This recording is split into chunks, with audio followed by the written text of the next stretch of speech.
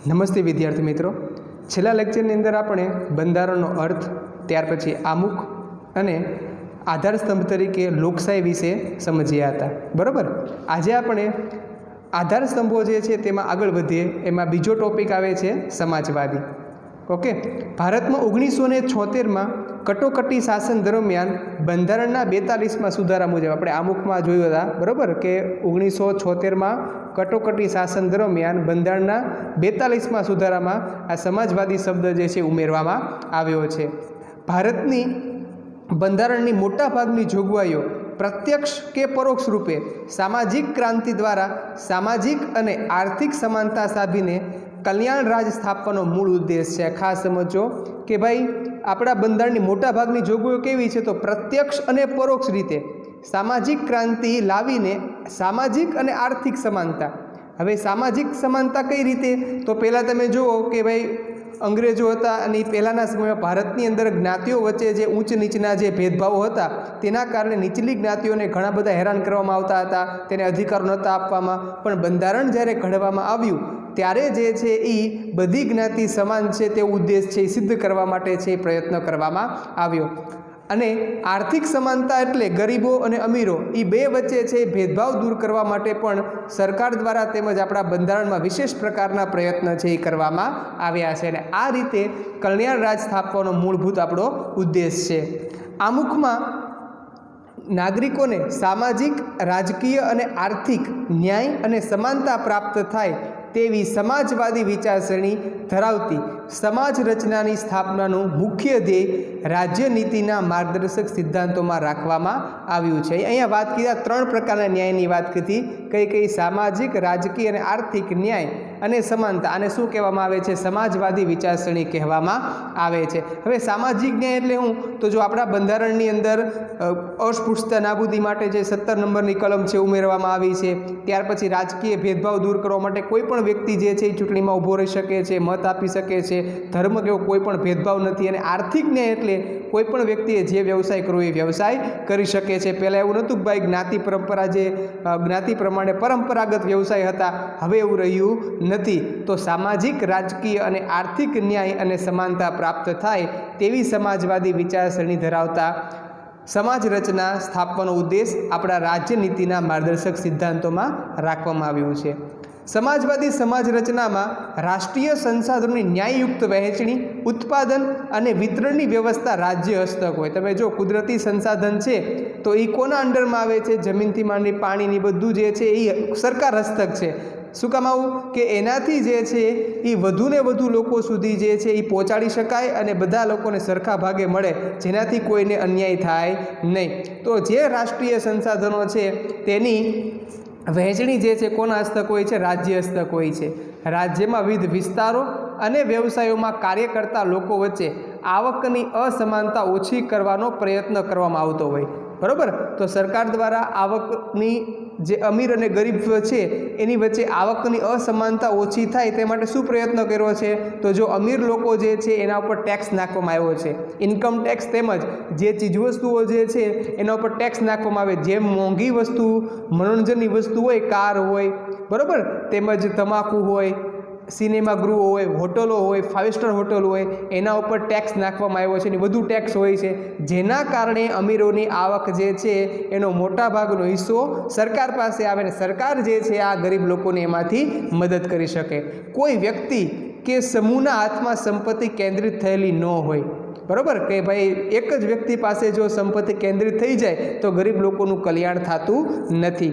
સૌને સ્વસ્થ અને ગૌરવપૂર્વક વિકાસની તકો અને સગવડો પ્રાપ્ત થાય, જે દ્વારા સામાજિક કલ્યાણ સાધવાનો અને ગરીબ અને તવંગર એટલે અમીર લોકો, તવંગર શબ્દનો શું થશે?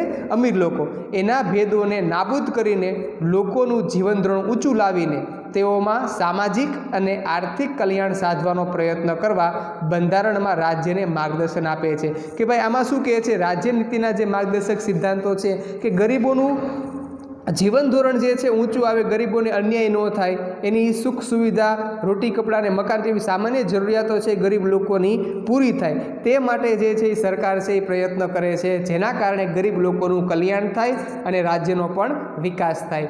તેથી ભારતીય બંધારણ એક સામાજિક દસ્તાવેજ છે. આ પ્રશ્ન તમને 2 માર્કમાં પૂછાય કે ભારતીય બંધારણ એક સામાજિક દસ્તાવેજ છે તે સમજાવો.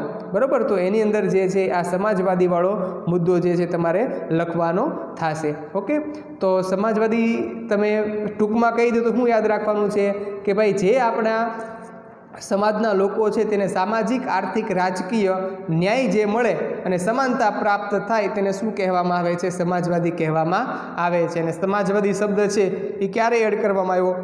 તો 1976ની અંદર આ શબ્દ છે એ એડ કરવામાં આવ્યો અને 42ના બંધારણીય સુધારામાં. ત્યાર પછી ત્રીજો આધાર સ્તંભ છે બિન સાંપ્રદાયિકતા.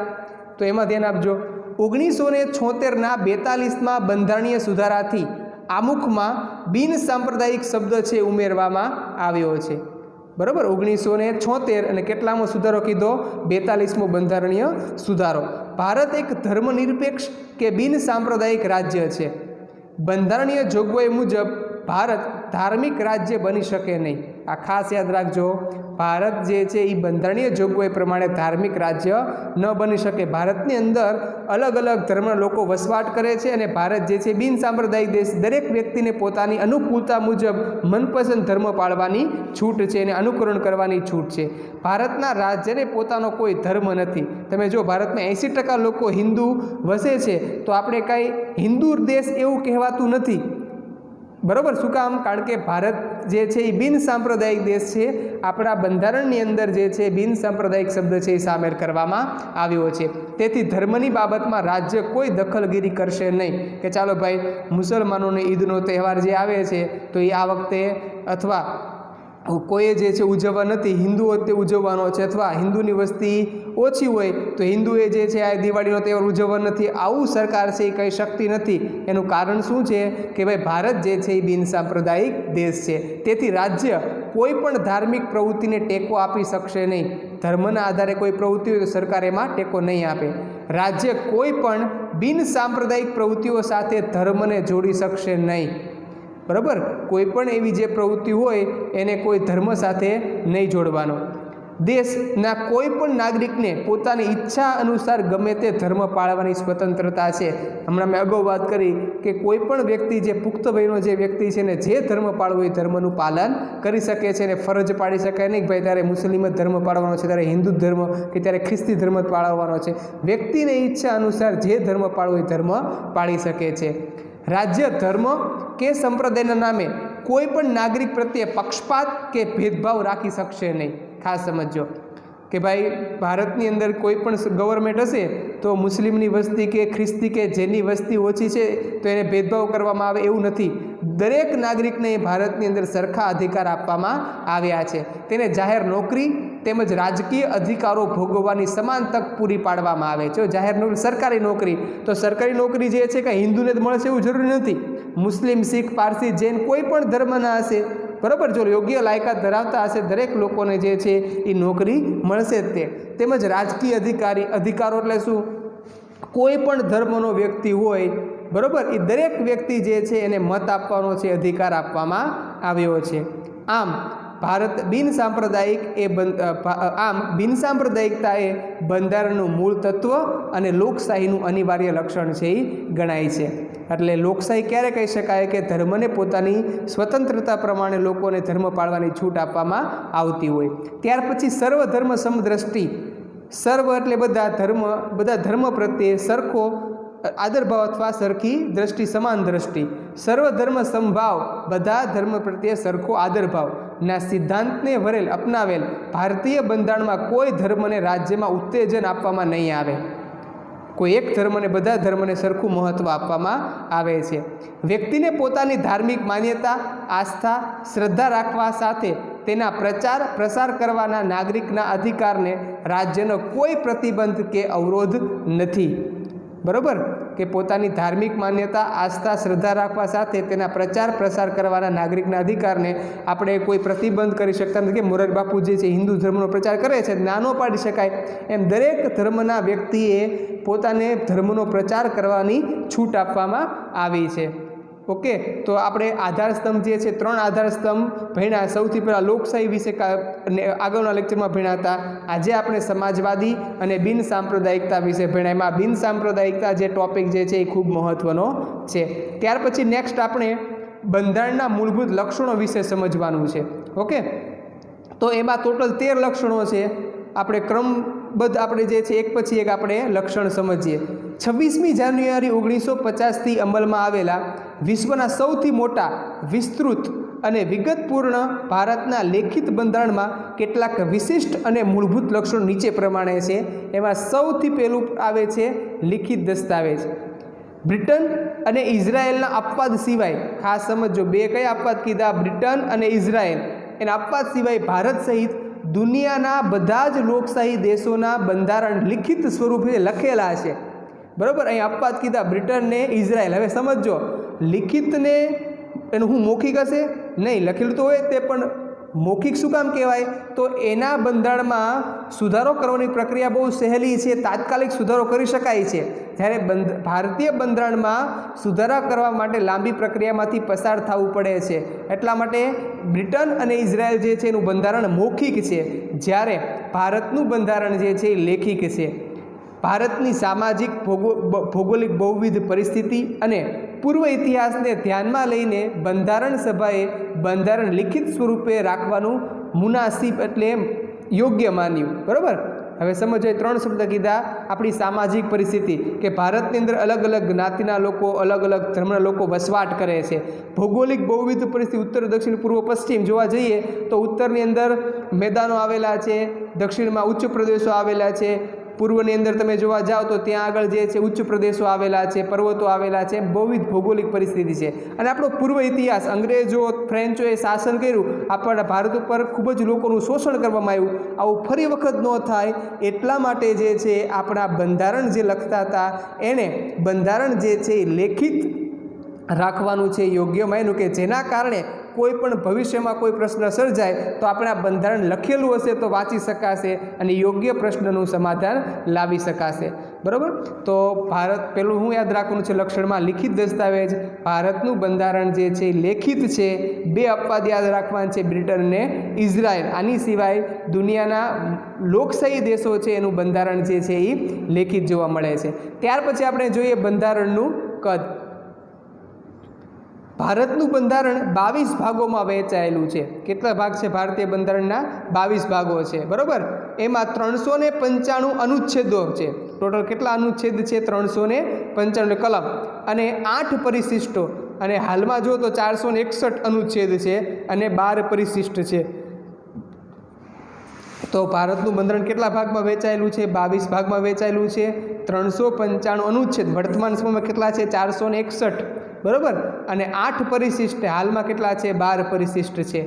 આ બંધારણમાં કેન્દ્ર અને રાજ્યોની શાસન વ્યવસ્થા અને તેમના આંતર સંબંધો, ત્યાર પછી લોકોના મૂળભૂત અધિકાર, સમાનતાનો અધિકાર, સ્વતંત્રતાનો અધિકાર, ધાર્મિક સ્વતંત્રતાનો અધિકાર, ત્યાર પછી રાજનીતિના માર્ગદર્શક સિદ્ધાંતો, ન્યાયતંત્ર એટલે કે વડી અદાલત, સુપ્રીમ કોર્ટ, ચૂંટણી પંચ, આખા દેશમાં જે ચૂંટણી યોજે છે એને શું કહેવાય? ચૂંટણી પંચ.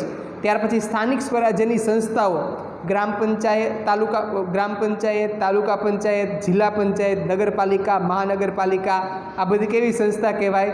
સ્થાનિક સ્વરાજ્યની સંસ્થાઓ કહેવાય. લઘુમતીઓ, કે જે ધર્મની વસ્તી જે છે ઓછી છે એને શું કહેવામાં આવે છે? લઘુમતી કહેવામાં આવે છે. જેમ કે ભારતની અંદર હિન્દુ ધર્મની સાપેક્ષમાં મુસ્લિમો, જૈન, પારસી આ બધાની વસ્તી ઓછી છે તો તેને શું કહેવામાં આવે છે?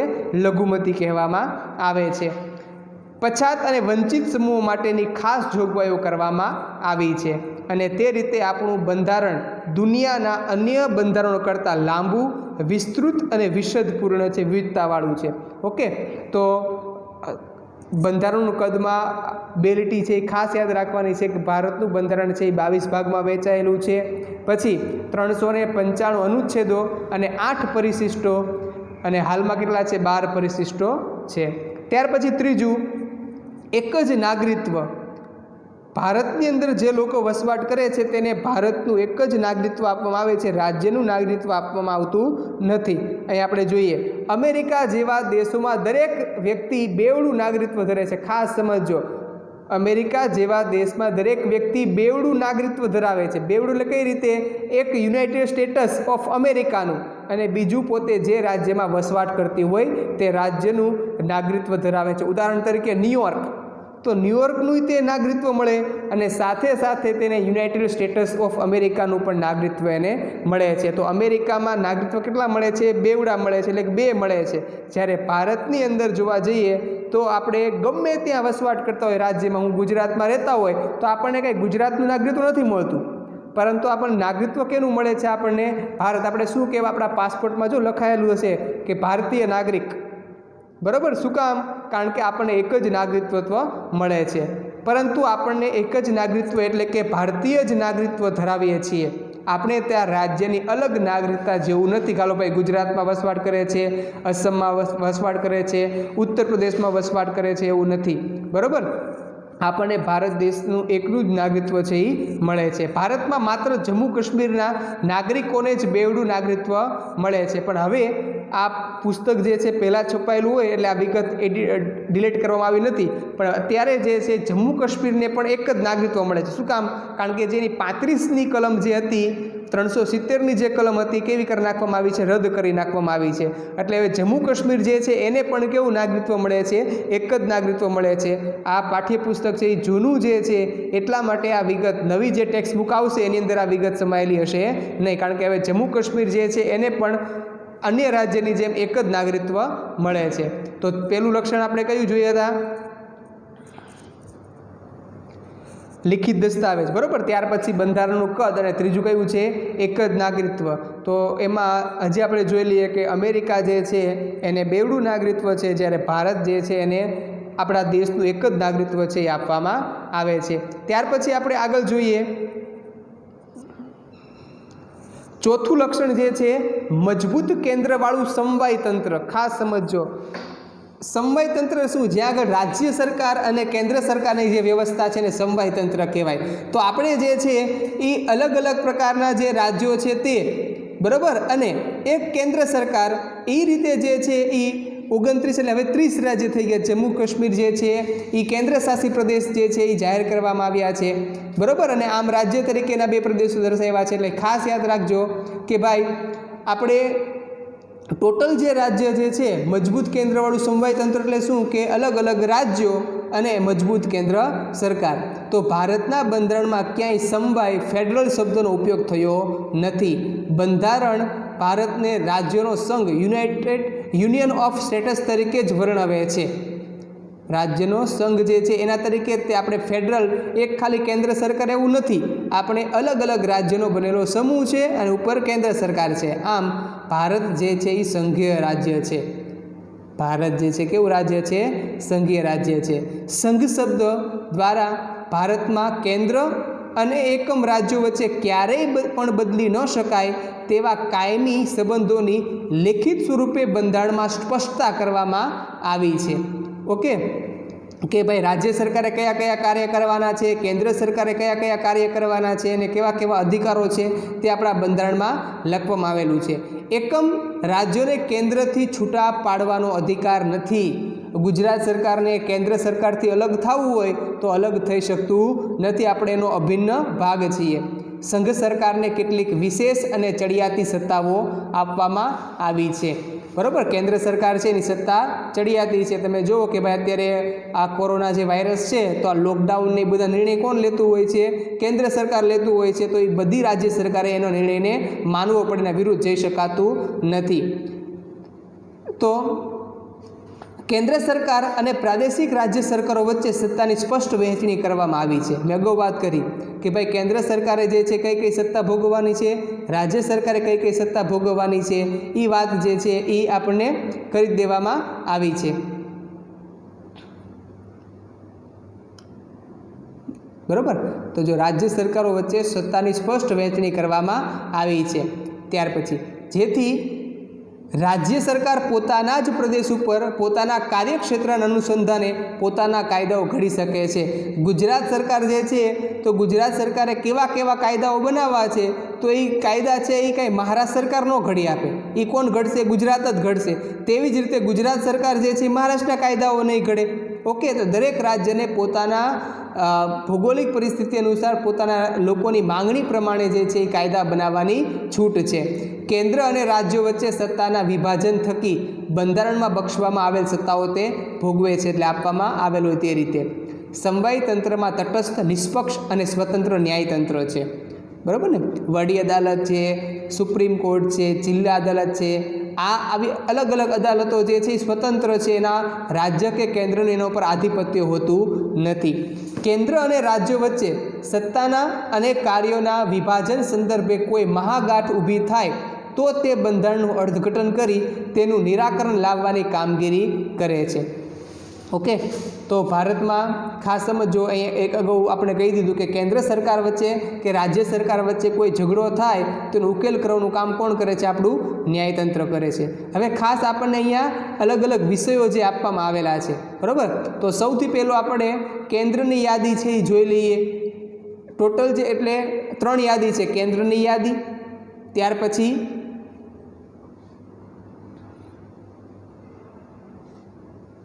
કઈ કઈ કીધી? કેન્દ્રની યાદી, રાજ્યની યાદી અને સંયુક્ત યાદી. તો એમાં સૌથી પહેલાં આપણે કઈ યાદી જોઈએ? કેન્દ્રની યાદી. કે કેન્દ્રની યાદી એટલે શું? કે જે એની ઉપર કાયદા ઘડવાનું કામ જે છે એ કોણ કરશે? સરકાર કરશે. અથવા એનો કોના હસ્તક કાર્યભાર હશે? સરકાર હસ્તક હશે, કેન્દ્ર સરકાર. તો સંઘ યાદીમાં ટોટલ 97 વિષયોનો સમાવેશ થાય છે. ખાસ સમજો, કેટલા વિષયોનો સમાવેશ થાય છે? 97. એના ઉપર કાયદો ઘડવાની સત્તા કેન્દ્ર સરકાર પાસે છે. હવે કેવા કેવા વિષયો છે? તો એની અંદર જુઓ, સંરક્ષણ, આર્મી નેવી એરફોર્સ, વિદેશી બાબતો, અણુશક્તિ, નાણું, વીમો, બેન્કિંગ, તાર ટપાલ, બરાબર?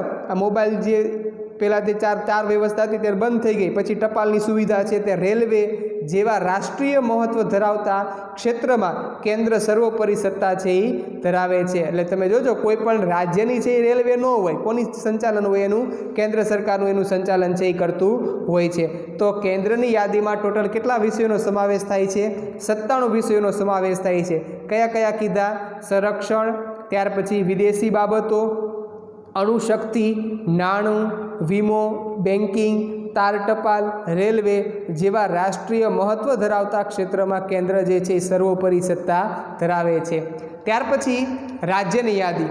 રાજ્યની યાદીમાં અંદર આપણે યાદ રાખવાનું છે ટોટલ જેમાં 66 વિષયોનો સમાવેશ થાય છે. ઓલામાં કેટલા વિષયો હતા? 97 વિષય હતા, બરાબર?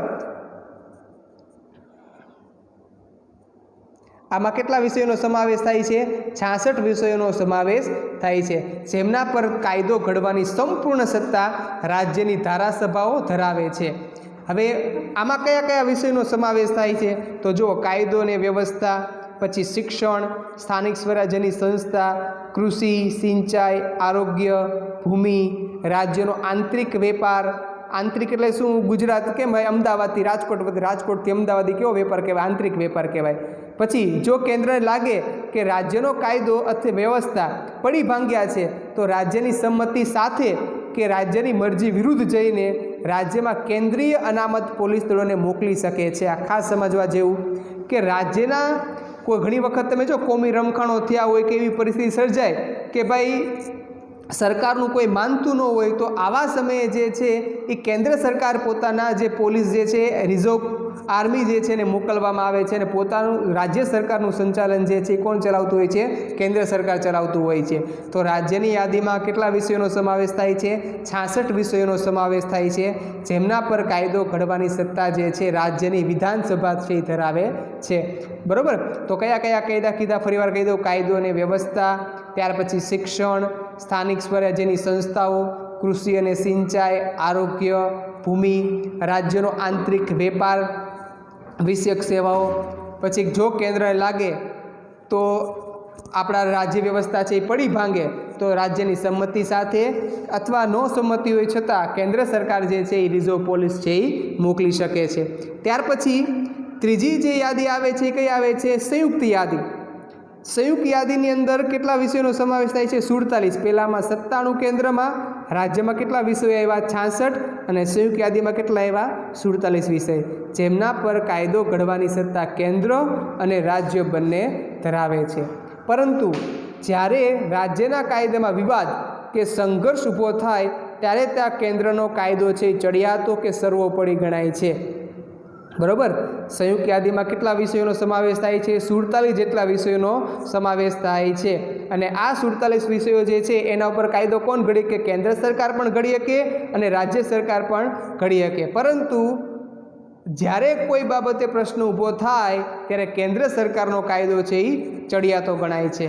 આમ સમવાય તંત્રમાં કેન્દ્રને સંયુક્ત યાદીમાં પણ ચડિયાતી સત્તાઓ આપવામાં આવી છે. આ યાદીમાં દીવાની અને ફોજદારી બાબતો, હવે દીવાની બાબત એટલે હું જમીન મહેસૂલના જે કેસો હોય ને એ કેવા કહેવાય? દીવાની બાબતો કહેવાય. ત્યાર પછી ફોજદારી કેસો એટલે હું ચોરી, લૂંટફાટ, ખૂન, આ બધું કેની અંદર આવે? ફોજદારી ગુનામાં આવે. તો દીવાની અને ફોજદારી બાબતો, લગ્ન, છૂટાછેડા, ત્યાર પછી ભરણ પોષણ શું કે પત્નીને જે છે અમુક પૈસા આપવા પડે ખર્ચ માટે, શું કહેવાય? ભરણ પોષણ કહેવાય. શિક્ષણ, આર્થિક આયોજન એટલે બજેટ, વ્યાપારી સંઘો વગેરેનો સમાવેશ જે છે એ કઈ યાદીમાં કરવામાં આવે છે? તો સંયુક્ત યાદીમાં થાય છે. તો કે સમવાય તંત્રમાં જે કાયદા ઘડવાની સત્તા છે એની 3 યાદી આપણે જોઈ: સંઘી યાદી, ત્યાર પછી રાજ્યની યાદી, સંયુક્ત યાદી. હવે જે આવે છે છેલ્લું આવે છે શેષ સત્તાઓ એટલે વધારાની સત્તા. બરાબર, આ ખાસ સમજો કે જે વિષયોમાં કેન્દ્ર અને રાજ્યો વચ્ચે સત્તાની સ્પષ્ટ વહેંચણી ન થઈ હોય કે ભાઈ હજી આ કાયદો કોણ ઘડી શકે, બરાબર, બીજો કાયદો કોણ ઘડી શકે, એટલે સ્પષ્ટ વહેંચણી ન હોય તો આવા વિષયો ઉપર આવો જે છે કાયદા એનો સમાવેશ છે શેષ સત્તામાં થાય. એટલે કોઈ પણ નવો કાયદો આવે ને એનો સમાવેશ કેમાં થઈ જાય? શેષ સત્તામાં થઈ જાય. આ વધારાના વિષયો કે શેષ સત્તામાં કાયદો ઘડવાની કે તેમાં ફેરફાર કરવાની સંપૂર્ણ સત્તા કેન્દ્ર સરકારને છે. તો આમાં પણ યાદ રાખજો કે શેષ સત્તાઓ જે છે એમાં સુધારા વધારો કરવાની સત્તા છે એ કોને આપેલી છે? તો કેન્દ્ર સરકારને આપવામાં આવી છે. ભારતમાં કેન્દ્ર અને રાજ્યો વચ્ચે નાણાકીય સાધનોની પણ વહેંચણી કરવામાં આવી છે. નાણાકીય સાધન એટલે શું કહેવાય? કે ભાઈ જે ટેક્સ કે આ પ્રકારનો ટેક્સ છે એ કોણ ઉઘરાવશે? પણ અત્યારે આપણે જોવા જઈએ તો જીએસટી આવી ગયું. એટલે તમામ પ્રકારનો જે આપણે ટેક્સ છે એ કેના દ્વારા ઉઘરાવવામાં આવે છે? જીએસટી દ્વારા ઉઘરાવવામાં આવે છે. અને જીએસટીમાં જે ટેક્સ ઉઘરાવાય એ સરકારને આપવામાં આવે છે. એટલે આ જે પેરેગ્રાફ છે હવે બહુ મહત્વનો રહેતો નથી, કારણ કે હવે ટેક્સ કોણ ઉઘરાવે છે? જીએસટી આવી ગયું છે, કેન્દ્ર સરકાર જ ઉઘરાવે છે. જો જેમ કે ભારત એમાંય પાછા આવે છે જીએસટી અને પછી એસજીએસટીની એવી રીતે.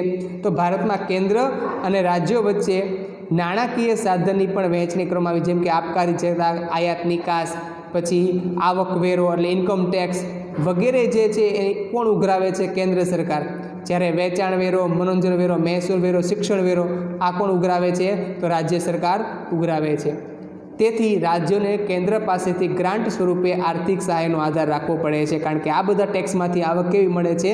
ઓછી મળે છે. ઓકે, તો શેષ સત્તા ઉપર પણ કાયદો ઘડવાની સત્તા કોની પાસે છે? કેન્દ્ર સરકાર પાસે છે. 5મો મુદ્દો જોઈએ, કટોકટી વેળાએ એકતંત્રી વ્યવસ્થા. કે આપણે સમવાય તંત્ર છે ને, રાજ્ય સરકાર અને કેન્દ્ર સરકાર, પરંતુ જ્યારે આપણા દેશમાં કટોકટી આવે છે ત્યારે જે છે એ સમવાય તંત્રમાંથી કેવું થઈ જાય છે? એકતંત્રી વ્યવસ્થામાં ફેરવાઈ જાય છે. હવે કટોકટી છે એના 3 પ્રકારની આપણે કટોકટી આવે: સલામતી વિશે કટોકટી, ત્યાર પછી બીજું જે છે રાજકીય અને વ્યવસ્થા પડી ભાંગે ત્યારે જે આવે એ બંધારણીય કટોકટી, અને ત્રીજી જે કટોકટી જે છે એ આવે છે નાણાકીય કટોકટી. ઓકે, તો આપણી કટોકટીના પ્રકાર કેટલા છે? 3 પ્રકારની કટોકટી છે: સલામતી વિષયક કટોકટી, બંધારણીય કટોકટી, અને ત્રીજું કયું આવે છે? તો ખાસ યાદ રાખવાનું છે નાણાકીય કટોકટી. તો સૌથી પહેલું આવે છે એમાં કઈ કટોકટી ભણવાની છે આપણે? સલામતી. યુદ્ધ, બાહ્ય આક્રમણ કે સશસ્ત્ર બળવો જેવા સંજોગોમાં રાષ્ટ્રીય સલામતી જોખમાય એવી પરિસ્થિતિમાં દેશમાં સલામતી વિષયક કટોકટી જાહેર કરી શકાય છે. હવે ઉદાહરણ તરીકે પાકિસ્તાન કે ચીન અથવા અન્ય દેશો ભારત સાથે યુદ્ધ કરે ને ત્યારે જે આખા દેશમાં રાજ્યનું શાસન વયું જાય અને કેન્દ્ર સરકાર જે શાસન ચલાવે છે એ જે કટોકટી આવે એને કેવી કટોકટી કહેવામાં આવે છે? તો સલામતી વિષયક કટોકટી કહેવામાં આવે છે. ત્યાર પછી રાજ્યનો કાયદો અને વ્યવસ્થાની પરિસ્થિતિ પડી ભાંગી હોય અથવા બંધારણીય જોગવાઈઓ અનુસાર રાજ્યની સરકાર ચાલી શકે તેમ ન હોય ત્યારે કેન્દ્ર સરકાર બંધારણીય કટોકટી જાહેર કરી શકે છે અને રાષ્ટ્રપતિ શાસન રાજ્યમાં લાગુ કરી શકે છે. ગુજરાત રાજ્યની અંદર આવી 5 વખત બંધારણીય કટોકટી છે લાદવામાં આવી છે. બરાબર, કે જ્યારે આપણા ગુજરાત રાજ્યમાં કોઈ કોમી રમખાણ થયા હોય, કાયદો વ્યવસ્થા પડી ભાંગ્યા હોય, લોકો માનતા ન હોય સરકારનું, આવા સમયે જે છે કેન્દ્ર સરકાર રાષ્ટ્રપતિ શાસન છે એ લાગુ કરે છે. ઓકે, તો પહેલી કઈ હતી? સલામતી વિશે કટોકટી. ત્યાર પછી આપણે કેના વિશે ભણ્યા? તો ત્રીજું બીજું આવે છે બંધારણીય કટોકટી, અને જે ત્રીજું હવે આવે છે નાણાકીય કટોકટી.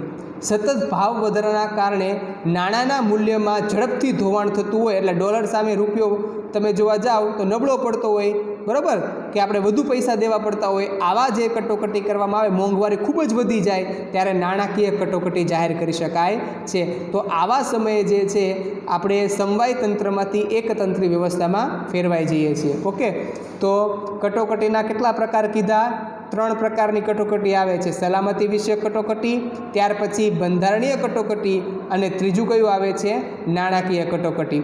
ઓકે, તો વિદ્યાર્થી મિત્રો, આજે આપણે જે છે એ સમાજવાદી, બિનસાંપ્રદાયિકતા, ત્યાર પછી બંધારણના મૂળભૂત લક્ષણો, એમાં લિખિત દસ્તાવેજ, બંધારણનું કદ, એક જ નાગરિકત્વ, મજબૂત કેન્દ્રવાળું સમવાય તંત્ર, બરાબર, અને આ 5મું લક્ષણ હતું કટોકટીવાળા એકતંત્રી વ્યવસ્થા. શાંતિથી આ લેક્ચર જે છે 2 થી 3 વખત વિડીયો લેક્ચર જોઈ લેજો. કોઈ પ્રશ્ન હોય તો વિડીયો લેક્ચર જે આવે, બરાબર, એ જોઈ લો, પછી જે છે એ ફોન તમે કરી શકો છો કે સર આ વ્યવસ્થિત છે એ સમજાણું નથી, તો હું ફરી વખત તમને સમજાવી દઈશ. ઓકે, તો હવે પછીના જે લક્ષણો જે બાકી છે એ લેક્ચર જે છે એની પછીના જે લેક્ચરની અંદર આપણે આ લક્ષણો છે એ ભણી લેશું. આભાર.